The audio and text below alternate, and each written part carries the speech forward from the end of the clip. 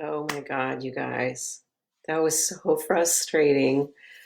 I tried to fix our internet and I made it break, which has put me on my husband's bad list and on my bad list because now I'm all discombobulated and I haven't got any writing done. And I spent most of my time talking to a Comcast guy in India who was very nice, but it took forever to fix it. So, welcome to my 14th Facebook Live. You can watch all my previous ones on my website, aprilhenry.com, or on my YouTube channel, which is also called April Henry. My plan is to do this every weekday at 10 a.m. Pacific Standard Time until I run out of topics. Let's see, today I'm wearing a super cheap Brazilian Jiu Jitsu rash guard that I got off the internet and it was shipped from China. And I think I got it on eBay.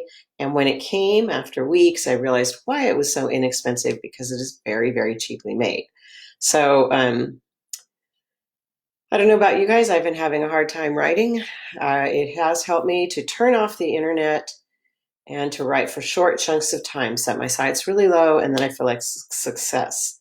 So today I'm going to be talking about writing in third person, and then tomorrow I'll be doing an Ask Me Anything. If you have any questions, ask them now, and I will get to them now, or ask them now, and I will get to them later. Like say you're watching this later. So yesterday I talked about why we write in first person, and I also posted on my Facebook page a chapter that I was playing around with in writing both first and in third person. Today I'm going to talk about why would we write in third person. One reason is to get more distance. Say the character undergoes something terrible like a rape, sometimes it's too close to write that from first person. But I think the strongest reason to write in third person is if you want to change points of view. If you have multiple characters, you can cut between them at tense moments and it will leave the reader hanging. Like if in chapter 1, John opens the door and gasps at the end of the chapter and you wonder what he saw. And then in chapter 2, Mary opens a letter and is shocked by the contents, but you don't tell her what the contents are. You just cut back to John or a third person. It's a way to build tension and have cliffhangers at the end of every chapter that aren't immediately resolved because you can jump from person to person. Um, if the book is more about plot, then that's another good reason rather than a character's emotional journey. And if you want the reader to worry about whether the main character is going to live until the very end, by writing in third person, it makes it possible that they might die at the end. Might make the reader worry. A way to get around that, if you're writing in first person, is to write first person present tense, because then that still leaves open the possibility that the character is going to die while you watch. If you have created an unusual world, and it would be awkward for your narrator to constantly be explaining this new strange world, it might be better to do it your book in third person and explain that what's going on through narrative. So say you only have one viewpoint character and you could decide whether to write in first or third, which is the issue I'm facing right now with the book I'm working on called Two Truths and a Lie. If the main character has a unique worldview, it might be hard to pull that off writing in third person. If the main character has a lot of secrets to share with the world, again, that might be hard to pull off in third person. And if you want to have a tight relationship with your reader and have them identify as much with your character as possible, again, first person might be better for that, which is why I'm tending right now to be thinking of writing that new book in first person. So how close is your third person going to be if you're writing in third person? The writing instructor John Gardner talks about it as psychic distance, that the third person could be as impersonal as a camera or as close as their own thoughts. And once you've established it, you probably don't want to zoom in and out too wildly. You want to stay maybe the same distance away most of the time.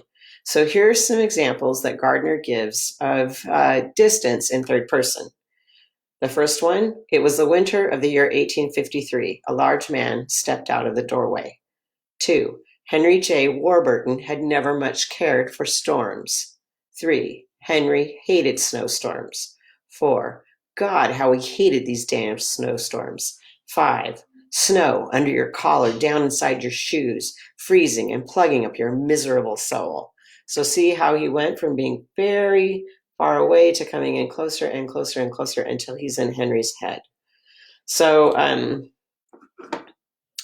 can you mix first and third person? Sometimes. First person can be limiting, especially in a mystery where you might be looking to pump up the mystery. So,